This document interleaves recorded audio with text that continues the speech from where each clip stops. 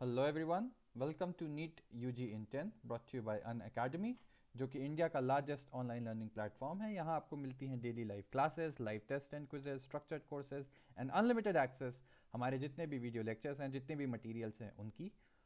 उसके लिए आपको हमसे जुड़ना होगा। अन अकेडमी लर्निंग ऐप डाउनलोड करिए गूगल प्ले स्टोर पे जाके या iOS ऐप स्टोर पे जाके, एंड देन आपको लेना होगा हमारा नीट यूजी का पेड सब्सक्रिप्शन, जिसके कई ऑप्शंस अवेलेबल हैं 1, 3, 6, 12, 24। सिंस नीट यूजी थोड़ा टाइम टेकिंग है, क्योंकि सिलेबस उसका इतना वास्ट है, इसलिए 1 साल या 2 साल का जो भी पैकेज है वो सबसे ज़्यादा पॉपुलर एंड मोस्ट रिकमेंडेड है। ऑन टॉप ऑफ दैट आप देखेंगे 1 साल में अगर आप सिर्फ 6,000 ऐड करते हो तो आपको मिलता है 2 साल का पैकेज। इतना ही नहीं, लव 10 ये कोड यूज करके आप पा सकते हैं एक्स्ट्रा 10% का ऑफ, जो भी हमारी बेस प्राइस है। मेरा नाम लव किशोर श्रीवास्तवा है। मैगिल यूनिवर्सिटी कनाडा में एज अ रिसर्चर मैं इस समय काम कर रहा हूं। आप पर्सनली मुझसे जुड़ना चाहते हैं तो मैंने अपना टेलीग्राम लिंक नीचे ऐड कर दिया है। तो आज हम बात करेंगे कॉन्सेप्ट ऑफ मेटाबॉलिज्म की। हमने देखा कि हमारी बॉडी में इतने सारे प्रोसेसेस होते रहते हैं, ठीक है। वो वो हो रहे हैं कुछ, कितने सारे अभी मैंने आपको सारे बायोमोलिक्यूल्स बताए, पॉलीमर्स बताए, ठीक है। वो बनते हैं, टूटते हैं, है ना। टूटने से एनर्जी मिल रही है, एटीपी है फॉर एग्जांपल, एटीपी टूटने से एनर्जी मिलेगी।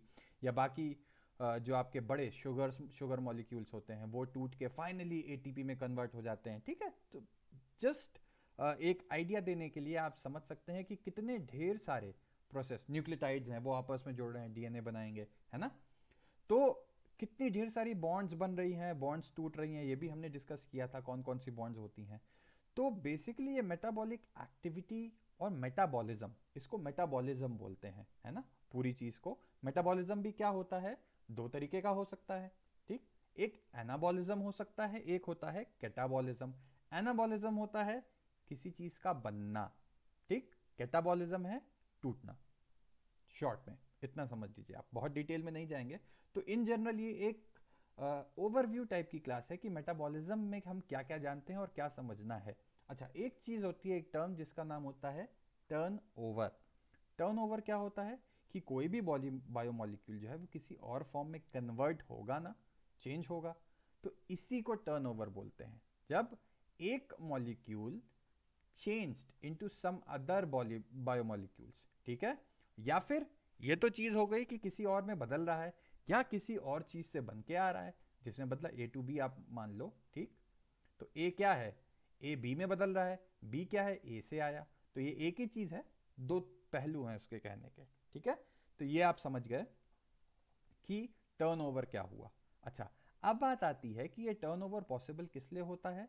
कुछ ना कुछ बॉन्ड्स टूट रही होंगी, कुछ ना कुछ बॉन्ड्स बन रही होंगी, तभी तो केमिकल रिएक्शन होता है। केमिकल रिएक्शन है क्या, सिंपल शब्दों में आप देखेंगे तो पुरानी बॉन्ड्स टूट रही हैं, नई बॉन्ड्स बन रही हैं, ठीक। यही तो केमिकल रिएक्शन होता है। हाँ, अब इसमें कैटालाइज क्या क्या करते हैं, एंजाइम्स आपने देखा कि मेन बायो कैटालिस्ट होता है जो ये जितने भी रिएक्शंस हो रहे हैं इनको कैटलाइज करता है, ठीक है।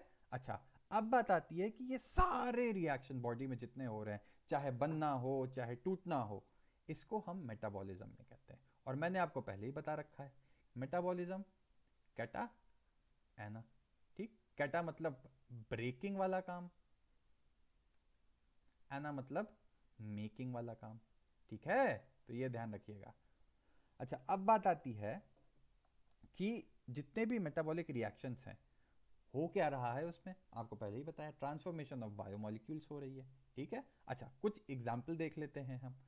Even CO2 amino acids, amino acids देखे आपने, उसमें COH होता है, और CO2 ग्रुप प्रेजेंट होता है, COH अगर ये है, ठीक है। तो इसमें से ये CO2 बन गया ना, है ना, ठीक है। अगर CO2 अमीनो एसिड से निकलता है तो क्या बन जाएगा, वो अमीनो एसिड को अमीन में कन्वर्ट कर देगा सिर्फ, ठीक है।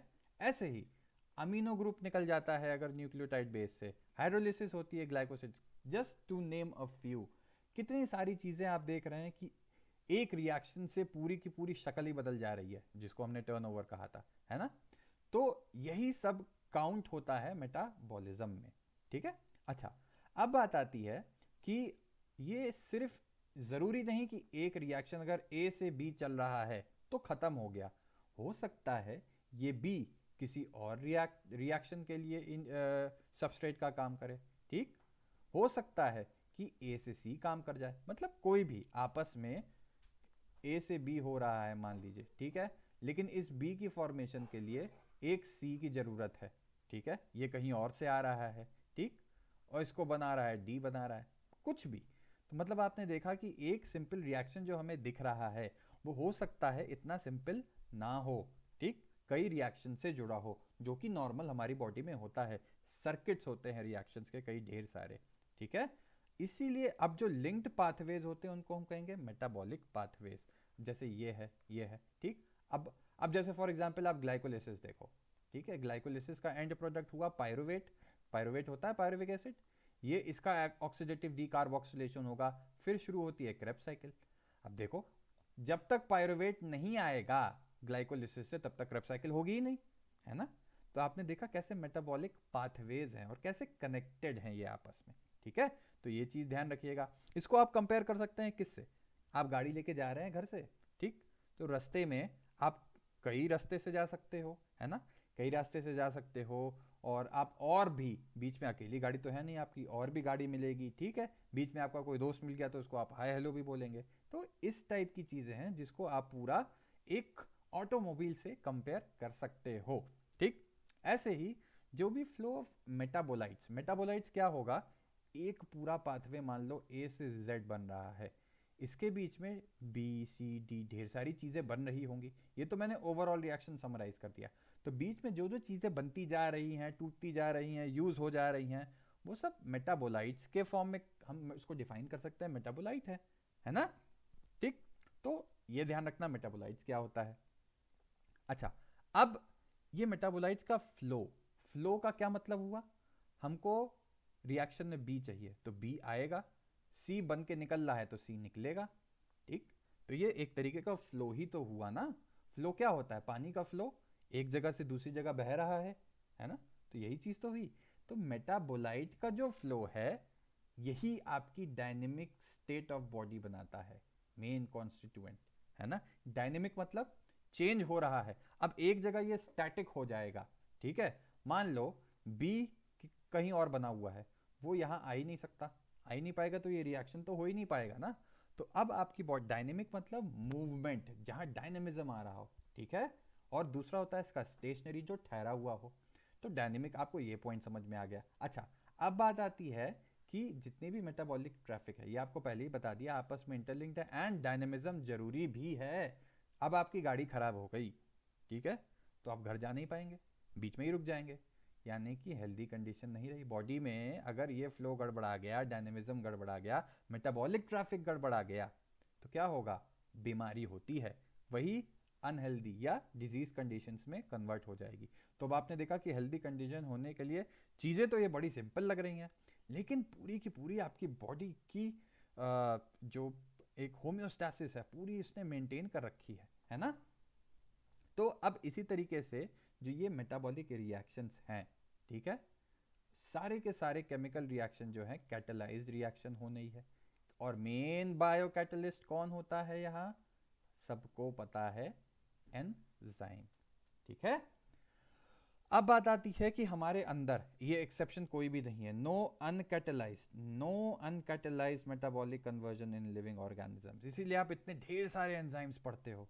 ठीक है, अब इवन आप सिंपल CO2 अगर आपका प्लाज्मा या जो भी लिक्विड बॉडी में इतना वाटर है उसमें डिसॉल्व करता है, उसके लिए भी एंजाइम चाहिए। कौन सा एंजाइम चाहिए बताना, बहुत इंपॉर्टेंट है, मैं पहले बता चुका हूँ। ठीक है, तो इन शॉर्ट अब आपने देखा कि एक कैटालिटिक पावर जो एंजाइम्स हैं उसका कितना इंपॉर्टेंस है बॉडी में, उनके बिना कुछ हो ही नहीं सकता।